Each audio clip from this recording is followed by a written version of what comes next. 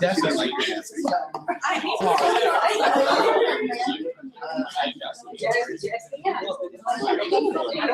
What do you think?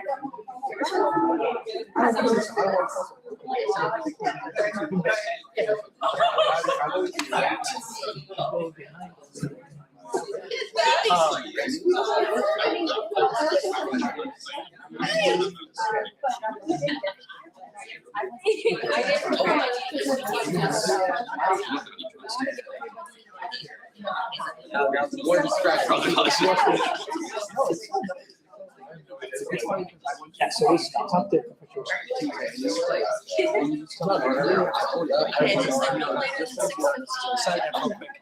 are you saying anything about who's saying anything about what?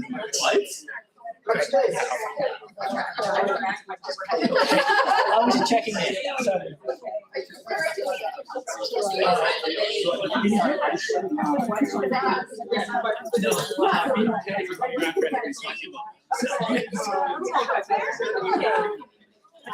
Funny, like I've never been. I guess I haven't really been in like high school. Everyone's so I don't know. Like in my high school, everyone is so diverse.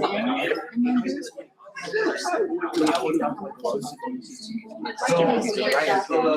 Never had this place. We had like, especially like there's a lot of kids that are like me that just got it. So like you want to run kids. Oh yeah. Same mindset. And I know he seems chill. No, it's just like I like my dad. He won't say he's a kid. That's always been very much like that. Like, he's really chill. When he got shit to do, oh, he runs like shit. It's just a different group.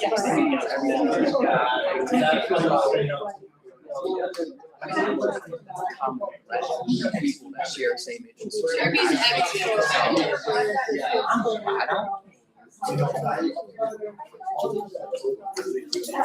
Hopefully.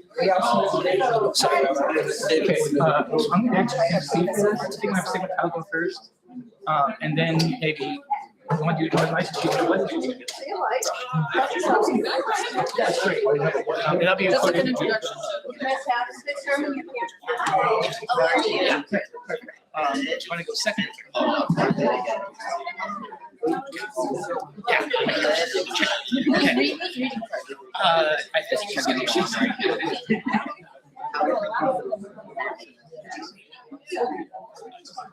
I'm sorry. I'm supposed to be first. Oh, we don't have to figure that out. I think we're gonna go up there and like.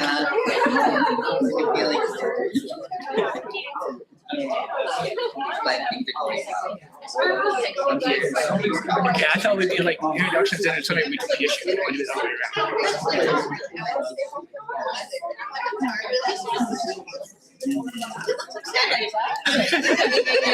Sorry, I don't even feel like yeah.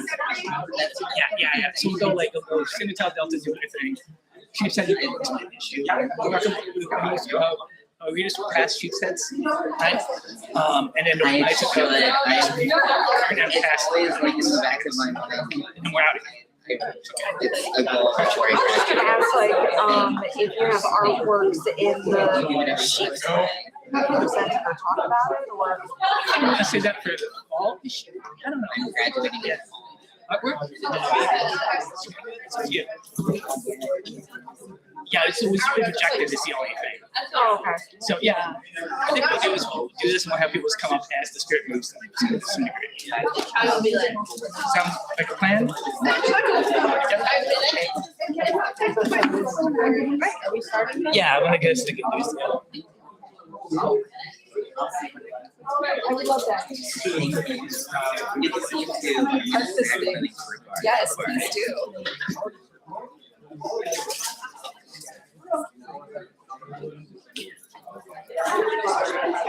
Yeah. that. I feel like it really represents.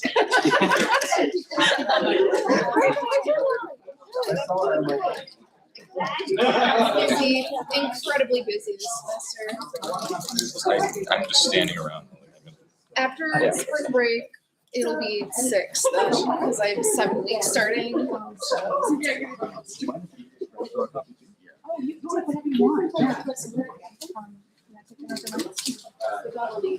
Fun. You'll be happy to hear I did Whoa. it too. How's everyone doing? We get, Mike is not on. Mike is on. No? Yes. Mike is on. So we gotta kind of eat the mic a little bit. Hey, how is everyone doing? My name's Chris Williams. I am the advisor this semester for Chiefs of Review, only this semester. Documentation's come back, don't worry. And I'm happy to welcome you to the celebration of student publishing. We're putting this event together with Sigma Tau Delta and Northern Lights to celebrate specifically the efforts of UWGB students and alumni in publishing. So we're gonna hear today from some of the stuff from my newer issues, but also some stuff from the way back issue. Stuff from 20 years or so ago. That includes students, some of which became professors here. Looking at Dr. B over there. We're gonna hear all of these things today. And the goal is really to focus on the remarkable work that you do to keep this journal going, Northern Lights and Chiefs Head, for over 30 years. Really kind of unheard of, I would say, the publishing space nowadays, right? Especially a print journal. So we're gonna kind of honor that today. Before we do that, I do want to say some things about non-creative writing publishing. Dr. Nesbitt let me know that 3 students are actually being published, and I'm finding the name of the journal here real quick. Give me 1 second. The Undergraduate Research in Humanities Journal. That includes Kaylee Grady, Gordon Wachadunk, and Emily Gill. So round of applause for those. Just creative writing here too, but also critical. So with that, I think what we're going to do is have Sigma Tau come up here, talk about what they do, talk about officer elections. Then we'll move into Sheep's Head. The editor for the fall 2025 issue, Keith, will come up here and talk about that process. And we'll hear some people from Sheep's Head, from both, more recent issues and way back issues. And then we'll move on to Northern Lights. What Northern Lights is up to, and hear some folks in there. Hopefully we'll be out of here before the storm gets too bad. To make sure everyone can kind of travel home. Sound good? Cool. I'm popping up and out here trying to seek some sort of guidance to this mess. But without further ado, Jeremy, come up and talk about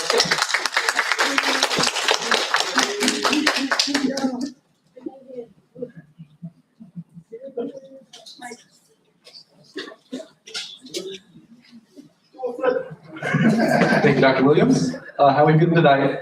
Woo! Yeah, there we go. Okay. Okay. I'm glad to see so many people here. So my name is Jeremy Thompson. If you don't already know, I am the president of Sigma Tau Delta. However, I'm graduating. I am dying. You won't see me again after this. I'm just kidding. I'll probably be right next to Brady next time. You cannot get rid of me. But that said, Sigma Tau Delta is looking for new officers. So we already have a new president and a new vice president is underway. We're doing the election today-ish. We'll talk. That's the thing. But the 2 people shooting for the vice president role, one's a secretary, the other one's a treasurer.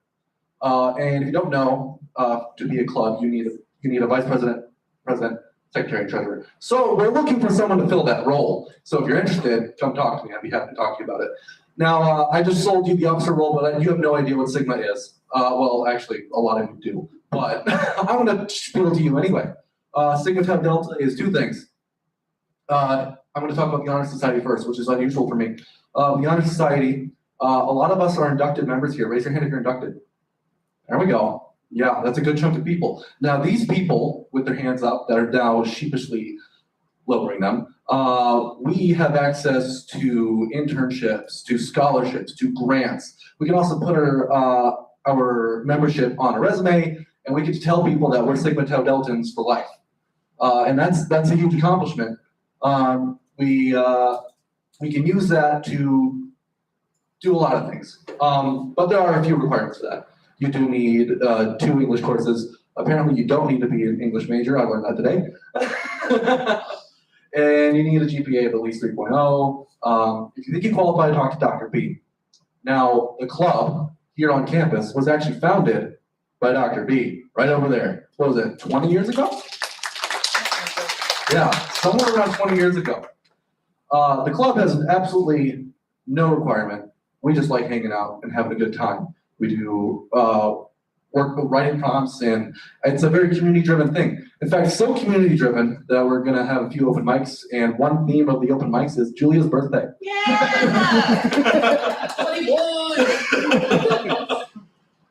So, yeah, that's us, and yeah, that's all I got. Thank you.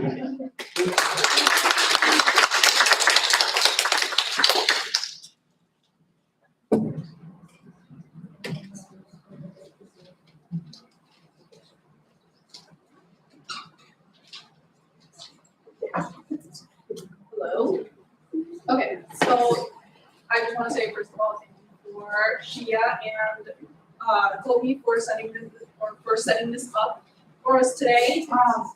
So I am Eva Whitting. I was the previous editor-in-chief for this semester, or last semester journal of Sheepshead Review, / layout editor. But I just wanted to talk a little bit about or how this journal came to be first.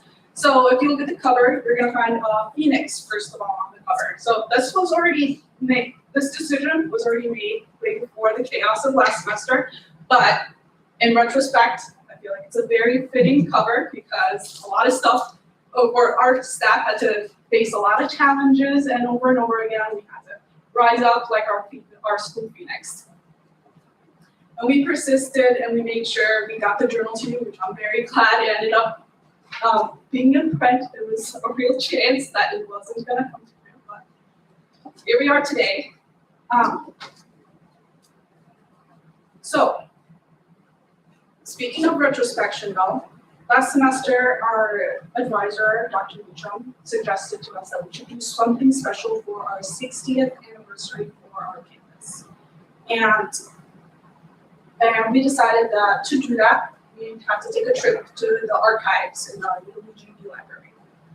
And so we went to the archives to look at our campus history, but we didn't just look at Sheepshead Review. We took it way even before that.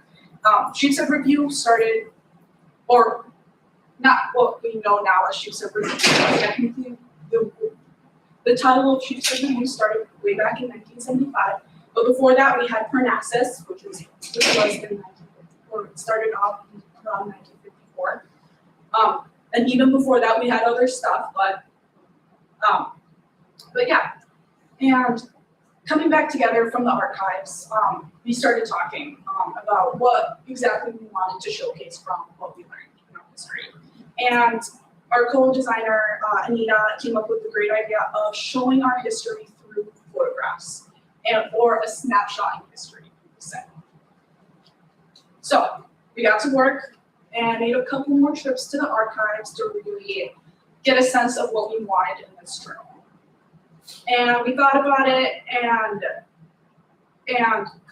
we decided that both content-wise and design-wise, we needed some kind of theme. So if you look through it, you're gonna see a couple of things. So design-wise, you'll see how it starts off with a lot of film stuff. So it goes from film to more modernized, like Polaroid / album, scrapbooking.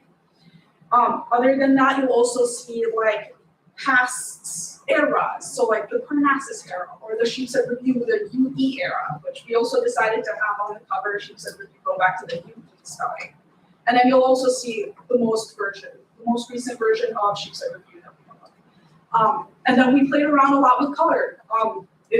Like closer to the start, you'll see like this theme of like sepia colors. And then like as we go on, there's more colors, more and more colors, until we get to this red, which is showing how color is then slowly seeping in. But while Top Brass worked on design stuff, the rest of our staff was working on making sure the content of the journal really showcased the talent that we have. They made sure, or they were curating perfect collection of pieces for this issue. And throughout this issue, you will find some extremely nostalgic and reflective work, as well as a lot of just work that will appreciate, or that's meant to appreciate the moment in time. Kind of like a photograph. So, the layout might tell a story, but the work always speaks louder. And that is the basis of all of our journals here. Like, the work is the content. That is what we're celebrating here. And I'm really glad that that we've all come here to celebrate just that. So, thank you guys for submitting to these issues. Like, they would not exist without you. And this is for you.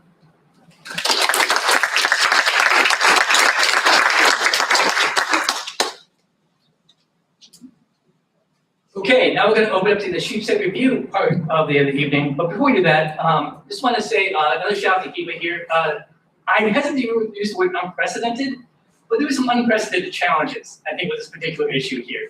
And Kiva getting it to press is truly remarkable. So another I'm kind of do this casual style. Who here wants to read for Sheepshead is able to do so? Raise your hand. We got Camilla here. Jeremy, I see. Dr. B, I'm putting on the spot here. You get more folks as you kind of come here, but yeah, I'm sorry I don't know your name, but great. Dr. B, we're going to start with you up here. I can put you on the spot here. So, why don't you come up here, read a few minutes of whatever you want to the poem, read the poem. If it's a piece of fiction, maybe, you know, segments of that. Feel free to be as bantery or as non-bantery as you want. In other words, you can explain, this is what I was trying to do here, or you got the word speak for itself. Entirely up to you. Pick on Dr. B because it seems like I think you're probably going to be the oldest person reading today, so I'm confident in that. Dr. Bellinger, please.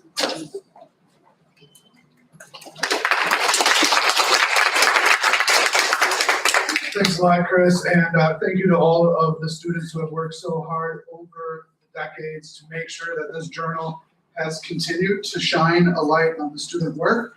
And indeed, when I was a student here, Sheepshead Review with the U was defunct. It was not in operation at all, and I believe that this is the first issue that was published upon Dr. Meacham coming and joining us at this campus. She took it upon herself to revive something that had a storied history and turned it into something even more sort of legendary than it already was. I was graduated by the time that I was able to submit to Sheepshead. I had made my sort of preliminary efforts to get this thing back off the ground, but it wasn't until my time had passed that we actually went to print. So I do have a few poems that I will share with you from this issue, if I can find them again. I will also say that it is really amazing to go back through this time and to see the names and the ghosts of the students that used to walk these halls, some of whom, such as myself, are teaching here. Others are teaching in other universities around the country. You know, really some incredible talent that comes out of this program. I had it, and then I lost it. There we go. This first piece is entitled Ocean. Muck swirls by lantern after 7 hours of sex. The hole dug by a 16-year-old boy seems to know the ocean isn't as far as he thought. Tells him so, forming pictures of fish becoming men, becoming fathers. It's prophecy, a seed planted long ago, when birds still knew the future, and stones thrown at questions answered, yes, she's pregnant. And yes, he's going to drown in his decision, swirling muck with the end of his stick. You'll notice I don't tend to explain my poems, and that's partly because of the lineage of writers that I came up through. Denise Sweet, our second poet laureate of Wisconsin, was one of my foundational mentors, And it was one of the things that she had always really impressed upon us, is that the work must speak for itself. And we can discuss it at length outside of a reading, and always happy to do so. But I would rather let the words continue to speak for themselves, even after all of these years. The next poem is entitled Fetal Crouch. With arms wrapped around my legs, watch cars and little wrinkled women pass through puddles. Windows up, umbrellas open, no one will notice. The woman with fine fire hydrant lips, fat man with his pocket watch, or the long-haired boy in big jeans. How light on our faces beneath storefronts makes us all seem like children, waiting to suckle or snuggle concrete. The final piece is a bit of a meditative piece. It's entitled Revelation. The reflection in the window at the end of Chianti is Christ. The reflection in the window at the end of Chianti is Christ. The reflection in the window at the end of Chianti is Christ. Thank you all again for the work you do in this lovely event. Happy to be here. Look forward to all of the students' poems to come. Thank you.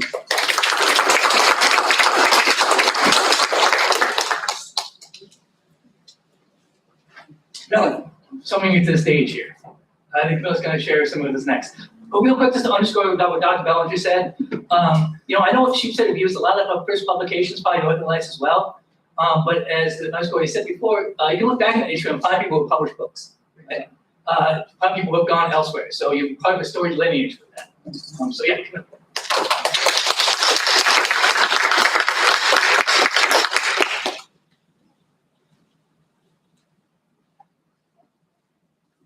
Hi everyone, I'm back. So as you all know, I graduated this past December from the AW departments. I also worked on Sheepshead while I was a student here. I think on Shiva's issue, I was co-poetry editor, so you can see my name stamped in there somewhere.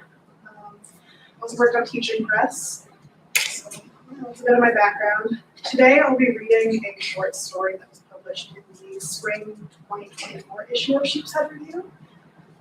It actually won the Rising Phoenix Fiction Award, so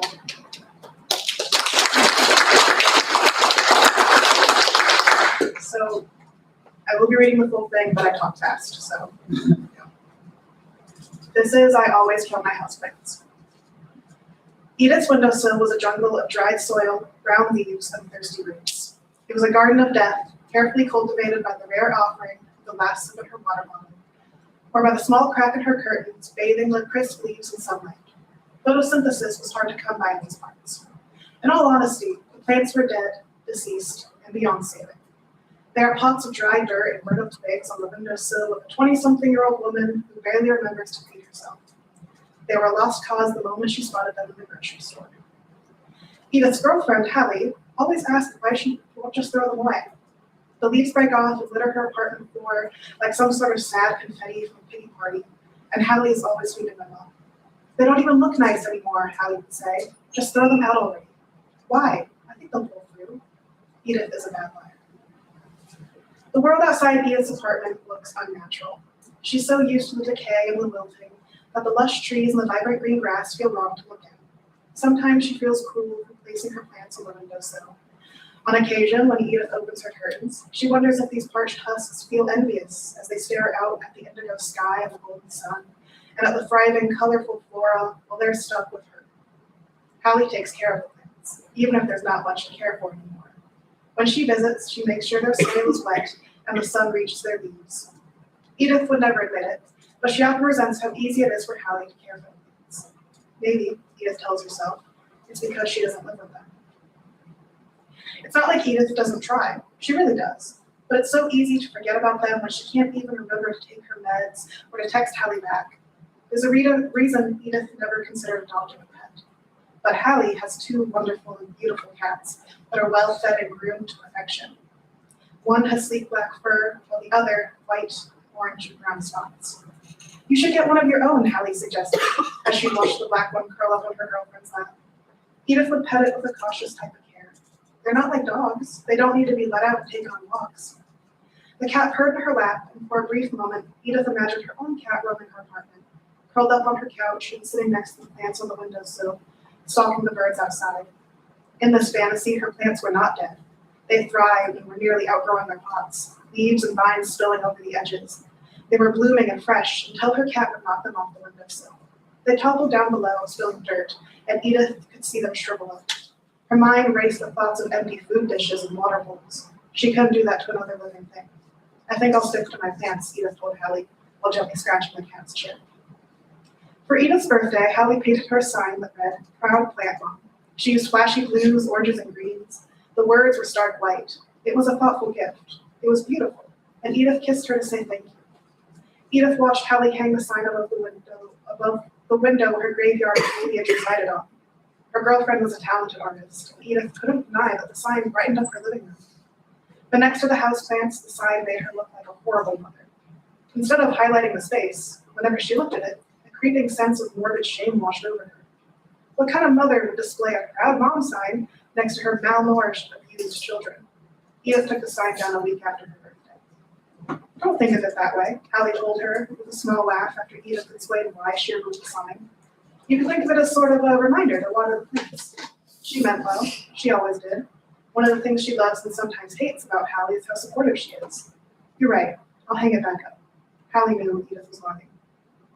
Months passed and snow began to pile outside Edith's apartment. Soon the trees and the shrubs outside matched the ones at her windowsill.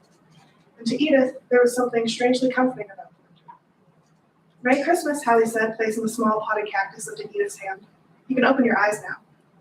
Edith felt the smooth terracotta pot in her hand, and when she opened her eyes, she was staring at a small, brown cactus with an even smaller red blossom at the top. "Honey, I appreciate this, but gifting me a plant is like handing a sheep to wolves. It won't last long." Hallie's smile grew and she inched closer to Edith. "Maybe so, but this is a cactus. They require very little water or attention." Edith eyed the spiky little thing with the look you give to someone who's in hospice. "Okay, but don't get mad when you come back next week and it's brown and shriveled." "Then let's make a deal," Hallie suggested with a smile. "If this plant can survive till the end of the year, then you need to actually commit to watering your other ones." Edith rolled her eyes. "The other ones are already dead. How's that going to help?" "Think of it as a habit. It'll be the new year in a week. This can be a resolution." Out of spite, Edith didn't give the cactus a single drop of water that week between Christmas and New Year's. It sat on her nightstand in a dark bedroom for days until midnight on January 1st, when Hallie grabbed it and set it next to the others on the windowsill. It looked as perfect as it did the day Hallie gave it to her. "Looks like you might have a green thumb after all," Hallie remarked. She still had lipstick smeared on her mouth from their New Year's kiss. "Don't forget we had a deal." Edith didn't forget. She was more surprised than anything that the cactus made it through the week. She was even more surprised when it was the middle of January, and she was still sticking to the deal she made. She found herself falling into the habit of waking up, taking meds, opening the curtains, watering the plants. It was monotonous, but Edith had never felt better. The dead plants with their wet soil were still dead, but Edith didn't mind. The cactus was still a deep green, its red flower that capped with spiny pricks was as vibrant as ever. Such a little thing placed the idea in Edith's mind that her plants could pull through, that they would be okay. And this time, Edith wasn't lying to herself. Spring came quickly that year. The snow melted within a week, and the trees began to bud early. Songbirds sang as the first rays of sunlight peeked over the horizon, welcoming a new dawn. Edith opened her windows, letting in the fresh air from the plants, and enjoyed the smell of thawing earth. Hallie had moved in a month ago, and she was asleep in their bedroom. One of their cats curled by her back, and the other was watching Edith drizzle water onto the pots. She started with the cactus, then moved down the row on her windowsill. But the last pot nearly made her drop the watering can. She caught it just before the water drenched the cat below, but her eyes were wide, staring at the contents. "Hallie," Edith shouted too loud for how early it was, and ran to their bedroom. She rushed to where her girlfriend lay sleeping and shook her shoulder until she stirred. "What? Look, come look what I did." Edith practically dragged Hallie out of the bed. The sheet still wrapped around her legs ended up discarded on the floor. Both cats chased them back to the living room. Edith guided Hallie's half-asleep body towards the last pot on the windowsill. "What am I supposed to be looking at?" Hallie asked with a raspy voice. "I did it. Just look closer." Edith pointed to the middle of the pot as Hallie leaned closer to see without her glasses. She finally spotted it. Growing from the soil, against all odds, surrounded by decay, stems was a tiny green sprout, the first sign of life this garden had seen in a long time. Hey, you're growing something, Hallie matched Edith's excitement. I'm growing something, Edith repeated, wrapping her arms around Hallie. Her smile was wide and genuine, the biggest smile Hallie had ever seen on her. Edith let go and went back to staring at the sprout with such focus you'd think she could make it grow with her mind. I'm proud of you, Hallie told Edith before planting a kiss on her cheek. This is all because of that silly cactus you gave me. Edith motioned to the prickly plant. You're right, it gave me hope. Hallie had to force down a laugh. She felt the warmness growing in her body, spreading from her heart to her fingertips, as she looked at the joy on her girlfriend's face. Hallie would never tell Edith the cactus was fake.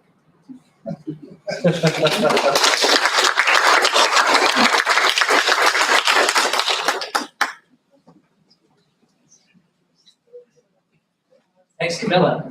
Jeremy Thompson, want to read next? Okay, please welcome Jeremy Thompson.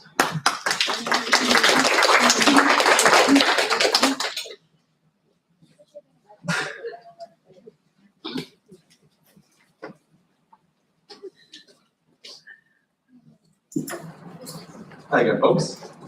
I have a short one for you, but I haven't had the chance to explain my work. So in direct opposition of what Dr. B did, I'm going to do that. But before I do that, Camilla gave her credentials, and I'm going to get mine. So in my hands are the two issues of Sheepshead that have my name on it. So in this issue, this was fall of, not last fall of last year. I was one of the co-editors of the fiction section. So I saw a lot of fiction. And then for this one, I was the fiction editor. But this one also happens to have a poem of mine in it. Now this is a poem that I wrote in Sigma Tau Delta, one of our meetings, for the writing prompt. And it kind of sounds like bullshit, but I learned a really interesting quote recently. It's, luck is just where preparation meets opportunity. And when this prompt came up, even though I generated it myself, I forgot what the prompt even was. Oh, it was poetry. I was trying to manipulate my club because we need to go to oh wait, what was it? Schmooze. That's right. I was trying to schmooze my club to bring poetry to the English Professor Social. So the writing prompt was literally just to write poetry. And that gave me the green light to start thinking about the things that I have been thinking about. So, or start articulating it. As you may or may not know, with one or two conversations with me, super into mythology. And that's kind of a recent development. And I see you, babe. But I'm also super into generation politics, where I like to talk about what's the word? The difference between our generations. So that enabled me to write The Tower of Kronos. Now, for those of you who don't know of how Athena was born, she actually has a mom, and her mom is named Metis. And the reason she's no longer around is because Zeus swallowed her. There was a prophecy upon Athena's conception that she would have a younger brother who was supposed to be more powerful than Zeus himself and supposed to become king.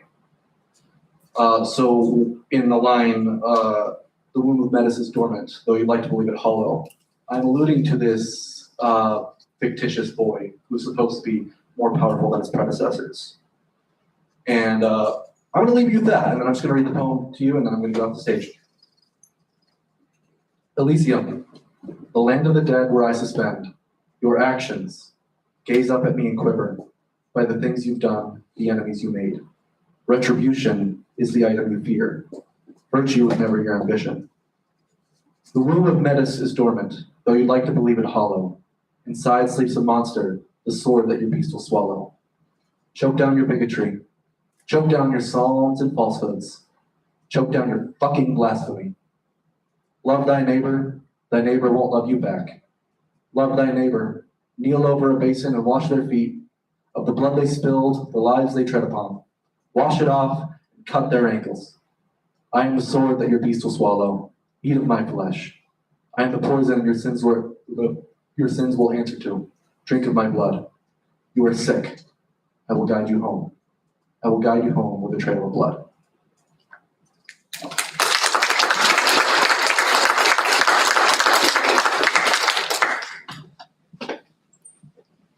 Thanks, Jeremy. Edward Castillo, please welcome Edward up.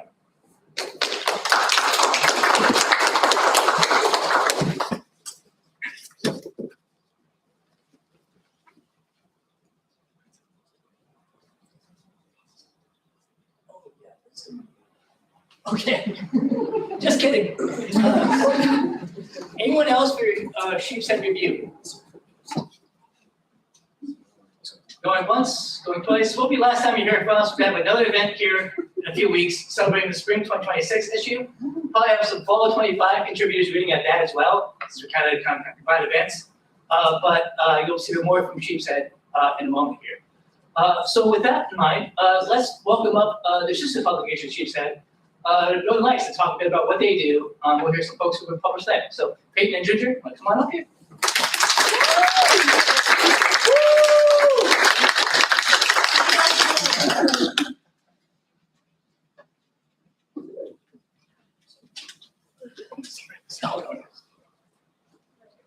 Hi, everyone. Thank you for being here. My name is Peyton. I am one of the co-editors-in-chief of the Northern Lights this year.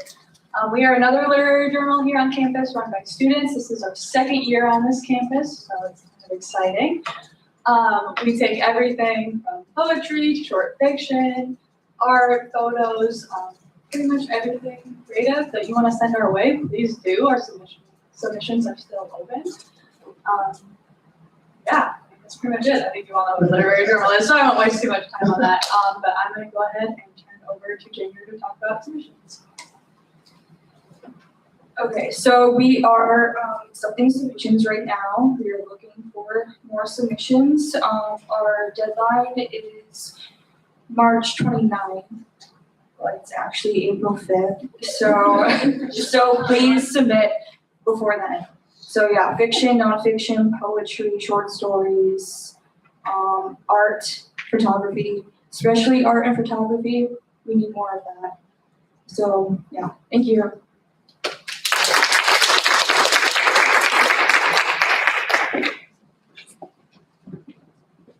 Great. I'm glad you were engaging the time-honored tradition of pushing something back a little bit, just to give it a little more breathing room there.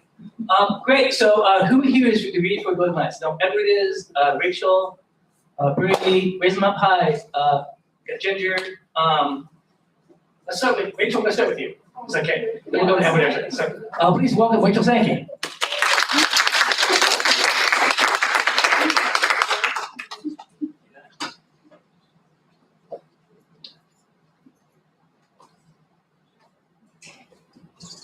Hi, you guys. Thanks for letting me read or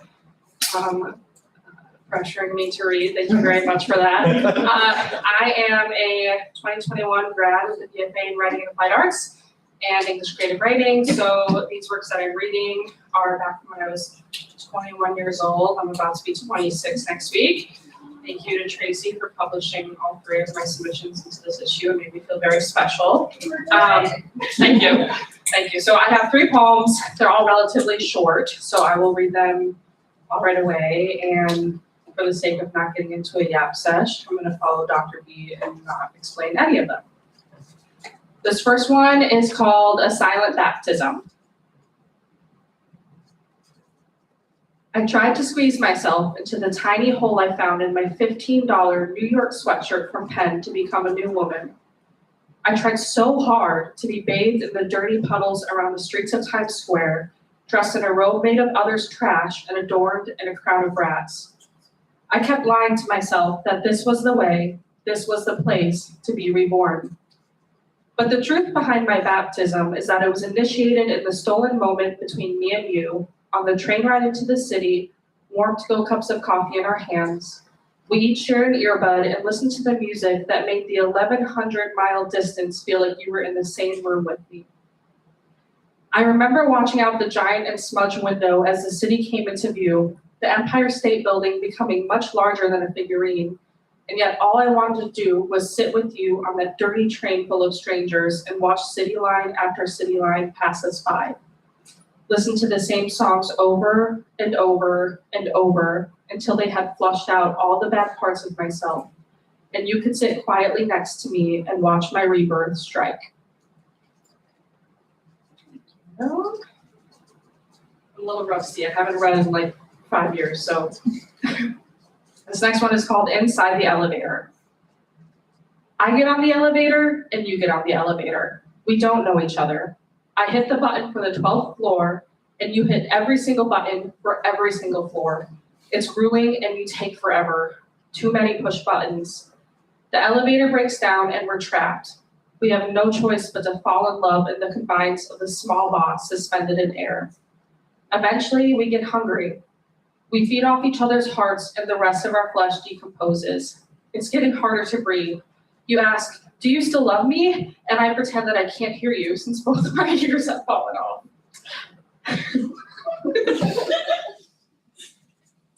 That's pretty funny. I was doing more telling than showing in that one. When the door opens, I walk out with only the remains of my skeletal structure. I don't look back. Be more serious for this one, guys, sorry. All right, this last one is called Late December. I was 15 when the world decided I'd still be alive and you wouldn't. That was the day all lights dimmed and went foggy, like street lights in the rain at 3 a.m. The only time they became bright again was when I found you in my subconscious late at night. You became my nightmare, appearing in my bathroom, poker-faced, unmoving. I called out to you, but my voice sounded so far away, like it was drowning. I blinked the brightness out of my eyes and watched yours turn black. Your mouth gaped open like it couldn't support itself. I couldn't tell if it was you or me that started screaming. You began to dissolve into a black puddle on the floor. I wanted to reach out, to grab you, to save you, but I stood as if frozen in a block of ice. Maybe if I would have had the strength to reach out, the darkness would have sucked me back into the river where you spent your last moments. The December water would numb our skin and fill our cavernous mouths, the black and starry sky our last image.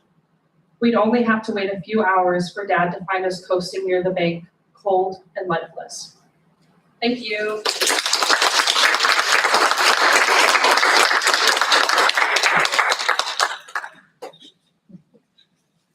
Thanks, Rachel. Edward, now's the time. Please welcome Edward Castillo.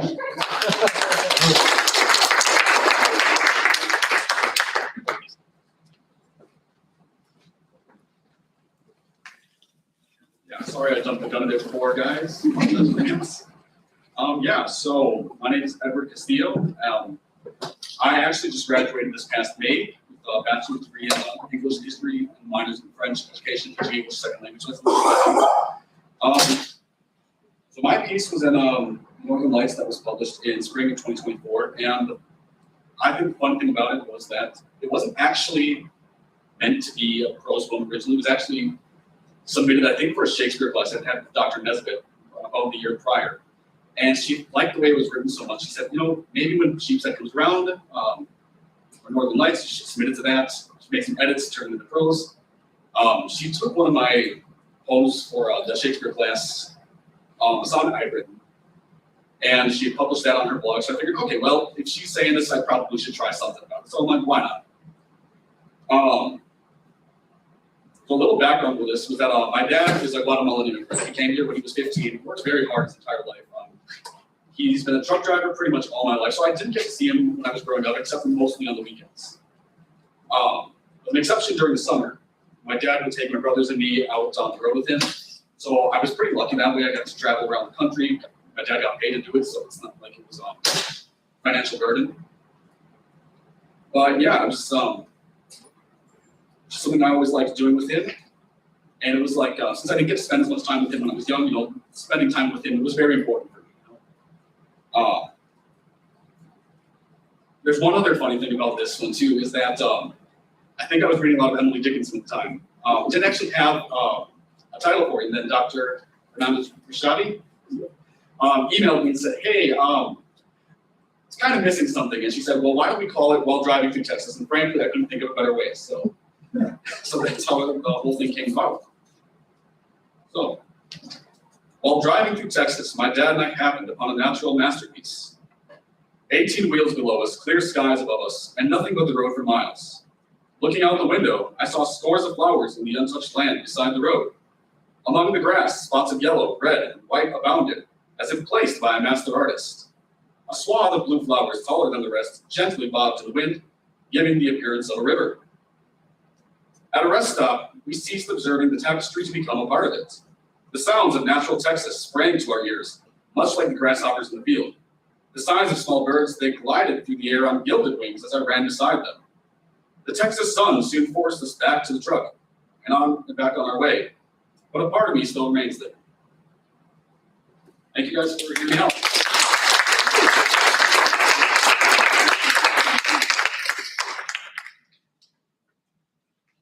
Thanks, Edward. I think we'll keep the alumni train going. Brady, if you want to come up here and read it.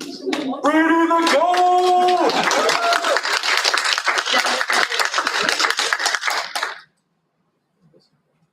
All right, well, as stated, I'm an alum. I graduated last fall along with Camilla. I also have quite the resume here as well. Not only have I been published twice in Northern Lights, I have also been the past secretary for Sigma Tau Delta. I have worked twice at Teaching Press, and I have also worked once at Sheepshead in the same edition that Camilla got published in. So I decided that I was going to read my second piece that got published in the second Northern Lights, aka last spring. And this piece was a little weird because I actually wrote it for a final while I was here in college. And it was for a prompt. I remember the prompt specifically of how like stories affect people over generations. And I wrote this piece, and as a whim, I submitted it, and I was told that a lot of people liked it, and it got into the bonus content of last spring. So this piece is called The Book of Stars. And the last thing that I will talk about when it comes to this book is that, or like this short story, is that me as a writer, I love telling stories within a story, call it storyception. Because that's kind of how we all learn stuff. We all learn through stories, we all learn through everything else, so why not put that in a story? So here we go. My mother used to read to me. I remember the countless nights I would cower under my Winnie the Pooh bed sheets with the dark of the night peering through my windows. Those nights I feared the monster beneath my bed would reach out his claws and pull me under to some boogie land. Typically, I thought a single peeping noise, I would make a single peeping noise and my mother would run in, flick on the light, and smile knowing I was safe. Her face was brighter than the fluorescent bulb above me. Not a moment would pass before she would plug in my nightlight. It cast a blue shade around my Mickey Mouse painted walls. Then she would turn off the lights, creep towards the bookshelf against my wall, and pull out the same old book, shaped differently like the rest. Or shaped differently than the rest. It was wider than tall. The sides of the pages had this golden film on them. The cover would seemingly squish in her hands as if it were padded. The moment she sat beside my bed, the monsters were gone, all scared off by the magic tome of the book. She would ask what story she would read, cracking open the spine. Of course, I would always tell her the same one. It was some old fairy tale that I had heard 1,000 times over. Then, only with a smile, she turned the page after page with her hand, catching the sticker of a bookmark with her right finger. She would reposition the book in her hands, and I could see the cover in full. It was a blue book, this very book. The animals parading on the front, the title Bedtime Stories, and the starry sky and border around it. I finally sighed. Pressing into the book's cover, now knowing that it was, in fact, cushioned. Grandma can't read? The little girl before me spoke, cuddled up with her stuffed horse. No, she can. Grandma has a hard time remembering things. She would read this story nightly, and in those moments, I swear the book came to life. The animals walked off the pages and around my room. The tricky foxes would pace the floor, boasting about their achievements. I loved when she would read, and if she could, I took a moment to breathe. She would have loved to read it to you, I bet. The girl said nothing. Can I ask why you chose this for me, to read, dear? I asked. It looked pretty. Her response nearly made me chuckle. All right, then. I shall pick one for tonight, then. She closed her eyes. I'm ready. I turned over to the first page, the spine sounding as if it were breaking again for the first time. The title scared me scared me from the opening page. I moved my fingers around the gold film pages and caught each bookmark. There were tabs in the book that opened to each story, something I was grateful Mother had added. Mom? My daughter asked, her eyes looking back at me. Are you gonna start? Yes, sorry. I turned away from the page as a glint of blue ink looked back at me. The first page was a note, all in Mother's handwriting. It was small, but written legibly. When he opened the book, introduced the world. Chloe loves it that way. Mom? Sorry, Willow, I will begin. I cleared my throat, flipping through my favorite tale.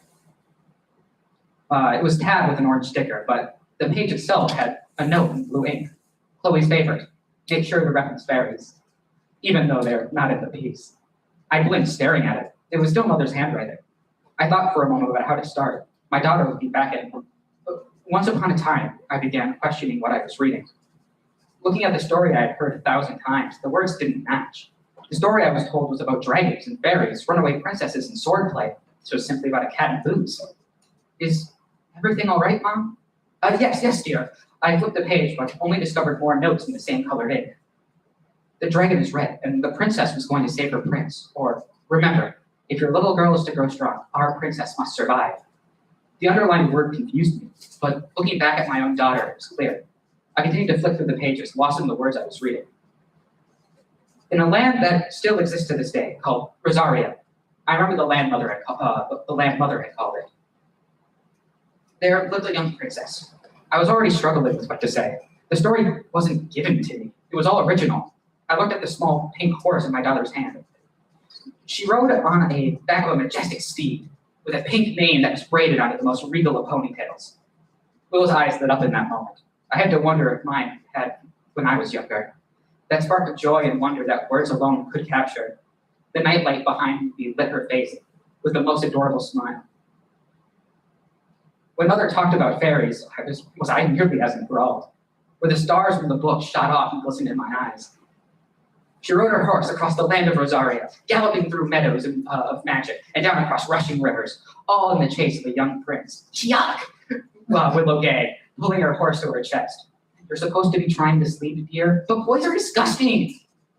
I giggled. That they are, but it is part of the story. Fine. Her steed, Gumdrop, was the strongest of all horses of the king's men. Gumdrop outreached them in speed and was far more beautiful than even a black beauty.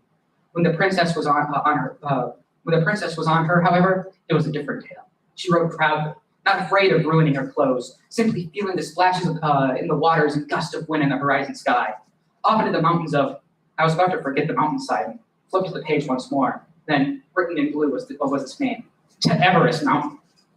Our princess and her steed scaled the cliffside, all in search of their prince. An oracle had stated that he was on the Isle of Forgotten, and the princess herself must save him. She was certain that this could be achieved, but as the sun began to set, she realized how difficult this journey had become. She climbed off her horse, and after years of journeys, realized that life that she had lived. She had previously fought dragons, made friends with fairies, and heard the folk tales of the adventures she had all experienced. She fought hard to be with her prince as long as she could remember. Now he's gone again, and the princess may forget him one day. But she could not. She needed to save him. She needed to continue to remember. I looked up from the book, realizing how entranced I got into reading it. Willow, on the other hand, was fast asleep. I gently closed the book, placing it on my chair as I stood. With a step towards her bed, I leaned over and planted a kiss on her forehead. I love you, my darling, I whispered. I'll have to pick it up a different night. I looked around the room. The nightlight was plugged in, the light blue glow around the room. The walls were pink and painted with Minnie Mouse. The room was silent, but I still looked once more under the bed and the closet. No monsters. As I neared the door, I found myself glaring at the book, as if it were calling to me. I leaned over and grabbed it, envisioning the animals walking across the cover as I stepped out of Willow's room. I turned the book back open and made my way to my bedroom. I sat past the pictures of my late husband and entered my room before sitting on the edge of my bed. All of Mother's notes stared back at me in the face. I read each of one over, even the other nonsensical ones about names and locations, our story beats about our magic of the world. Each reminded me of the tale she must have spun and why she stopped. Mother had read to me, and it wasn't age that made her stop reading them. She kept going, only making them more mature. I think there was just a day that I stopped listening. God, Mom, why? Why leave me all these notes? I miss you, I said, caressing one of the pages. Seems you did lose someone at the Isle of Forgotten. I turned to the last page of the book where a larger note was written on the inner cover. It read, "Chloe dear, within this book are stories that you were never told. Why? I cannot tell you. It was a whim from my mother to make them up. It was mine to write them down. I know the day will come when you may take up my mantle, though, no matter how old you grow, or we're likely to, you shall always have this book. I love you, Chloe." I felt a single tear fall before wiping. I felt a single tear fall before wiping away the future ones. If only she knew. Did she? It hurts to even imagine a future where I would forget Willow. At that moment, a thought slipped into my mind. I stood and was quick to my desk, fumbling in the oaken drawers for a singular purple pen. Then, clicking the end, I began to write in the pages of the book. I have forgotten makes people forget things, and has a horse named Gumdrop. I frantically began to think about all the more stories I could tell. The countless stories made me want to write fantasy. I loved every tale she wrote. Should have listened to them for ages. Mother had known that. I clung to her words like a lifeblood.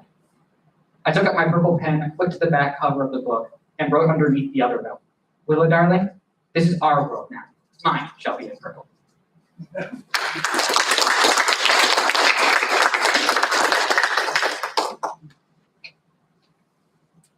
Thanks, Brady. Ginger, you had a hand, right? Come on up, Ginger.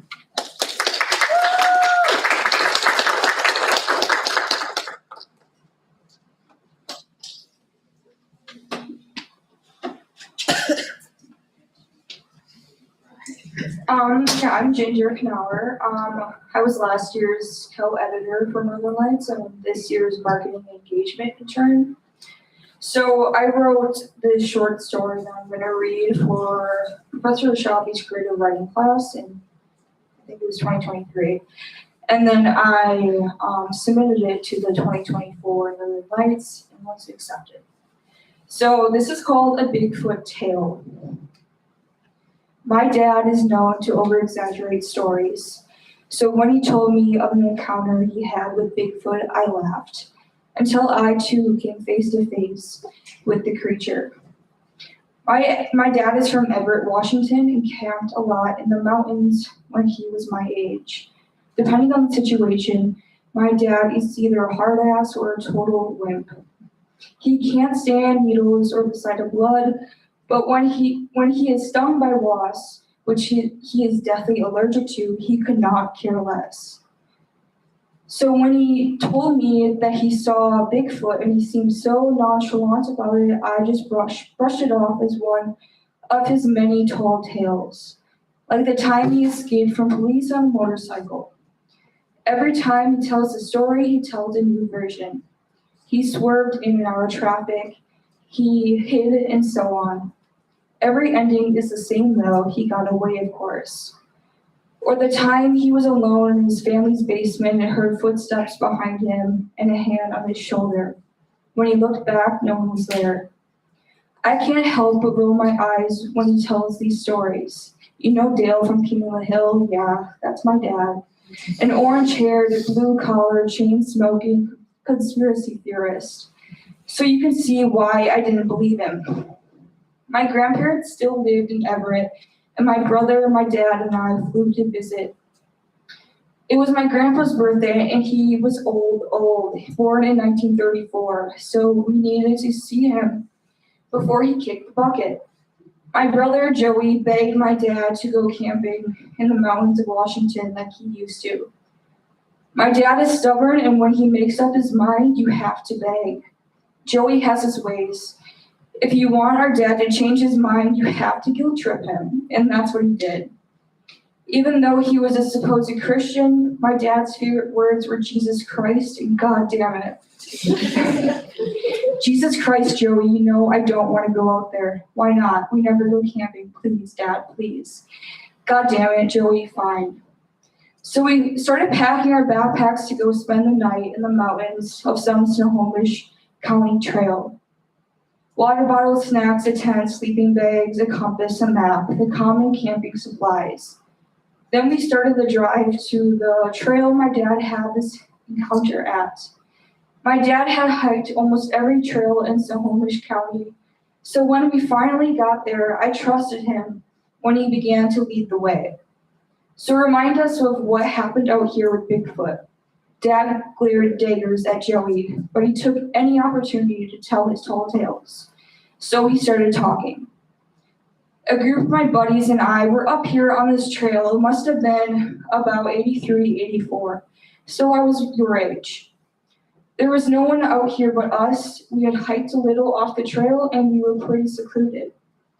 The leaves crunched under my feet as I struggled to catch up with the equally tall Dad and Joey. My short legs ran instead of walking like them. Anyways, we were getting ready to sleep for the night when we heard this scream right across the river from us, maybe 40, 50 feet away. It sounded like a woman screaming. What did you do?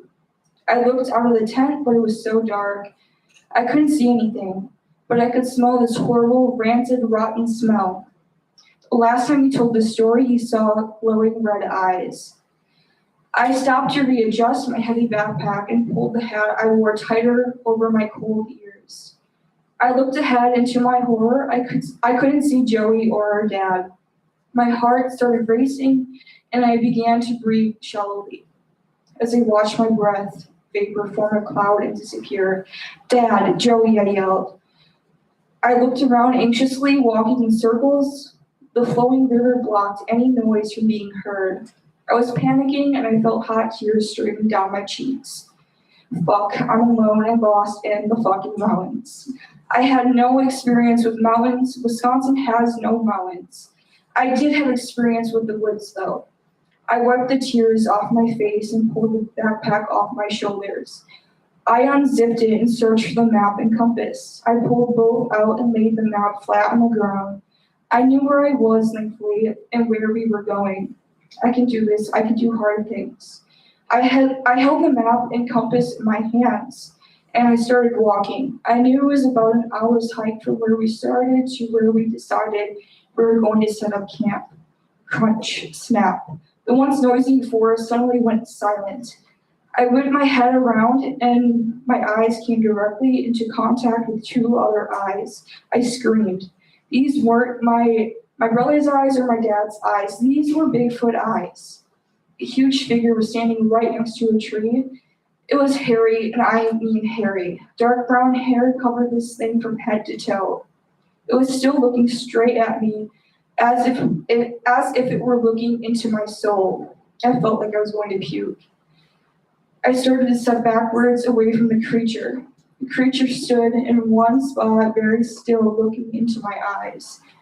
I was usually good at making eye contact, but I had to look away. Ginger, a familiar voice yelled, and I turned around to see my brother and dad. I breathed out in relief. Thank you, God. Look. I turned back around and pointed, but the figure was gone. What is it, Joey asked. He whipped his head around to see where I was pointing. Oh my God, Bigfoot, it was just there, I exclaimed in exasperation, putting my hands in the air. Bullshit.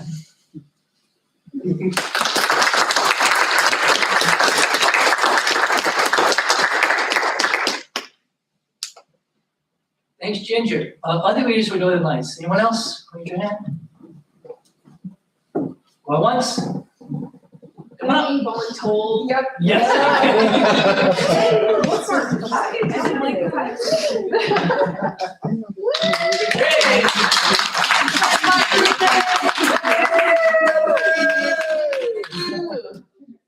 Love you, Ruby. Hey, Hello. I'm Natalie, and my first publication with GB, I've been a part of Sheep's Head last spring, actually, but the first time I got published was the spring 2025 Northern Lights. So this is a flash fiction piece called The One Who Watches. I am simply the one who watches. Others above are more well known to those below. Some above create, some destroy. Some help those below, and others still seek to trick them. But all have been given a name. I have no name. I am simply the one who watches. My heaven is a small cabin just between the old forest trees and a small line of black sand. All I can see out my front porch is the endless expansion of a large lake I once knew, in life, that is. I have no need for that knowledge now. I know the water and it knows me. This place has no name. I have no name.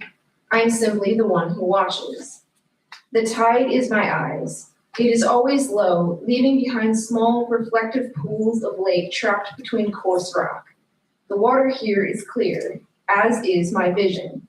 It is here I spend most of my time, or what I assume to be known as time, according to the memories I see. The sun does not rise nor set as I walk between the shallow waves. Time does not touch this place. This place has no name. I have no name. I am simply the one who watches. Different pools reveal different things. The past is easy to find, trapped underneath a thin sheet of ice, unable to be breached. The future I have yet to know. It is too far out for me to swim to it. And the current moment is where it always resides, here and there, a cluster of lives intertwined, a lonely hole cast out by a broken stone. But I cherish them all. No one else will, especially not those I watch. They do not notice how fast time passes. Time does not touch this place. This place has no name. I have no name.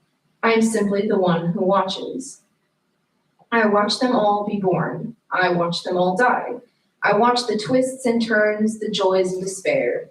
What I love most, though, is watching the ordinary, the days taken for granted, the moments lingered in for just one more look at the sunlight, the words said but not said, and the words that need not be said at all.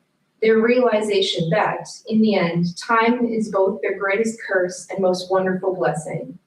They live all their time as they are meant to. They do not notice how fast time passes. Time does not touch this place. This place has no name. I have no name. I am simply the one who watches. Yet no one watched me. Perhaps that is why I stay. So they feel appreciated, so each story is known, even by just one. They will never name me. They will never know me. This is a comfort. I do not need a following nor name to know I am appreciated. It is simply my duty, my purpose in this place. For they will all find their place and live their lives the way they are meant to. They will not need notice how fast time passes, for time does not touch this place. I have no name, yet I know just who I am. I am the one who watches. Thank you.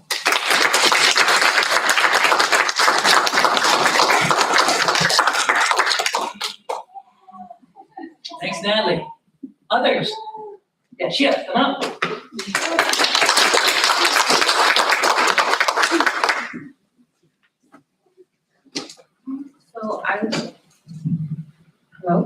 So I will be reading a poem.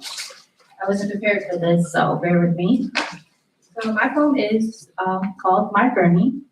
I wonder if somewhere out there is where you are, beyond that dark void, separated by terrestrials and gaseous, spinning slowly around a star within the galaxy.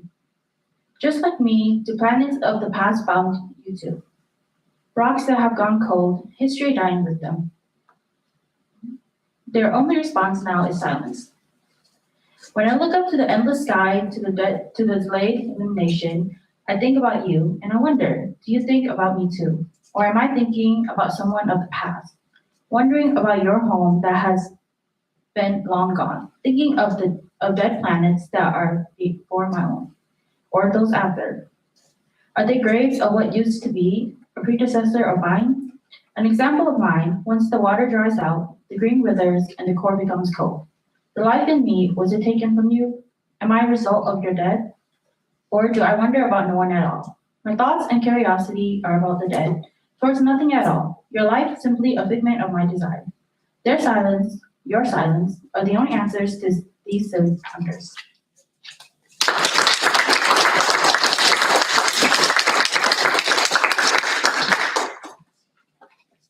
Thanks, Shia. And if you didn't know, Shia is our spring 26th editor-in-chief of Sheepshead, so you'll be hearing more from her later on. Others? Once, twice? Well, great. Thanks everyone for coming out. I appreciate everyone for being here. And also, if you ever read through this large file, submit a journal of poems or stories, or visual arts or whatever, you're part of this process. It's bigger than all of us here. So I'm looking forward to the time we can do this again. And you folks can come back here like Dr. B up to 20 years and read your poems and stories and whatnot. You know, as a quick plug, follow all our socials and whatnot. There's Sigma Tau Delta, there's Chief Center View, and Northern Lights. So Northern Lights, was it 29th? Is that what you said? Or April 5th? Basically April 5th. We have so many. Yeah, right. And also Pickup Journals is also the Falls Road 5 Sheep Set back there too. And stay tuned. More work to come. Thanks all.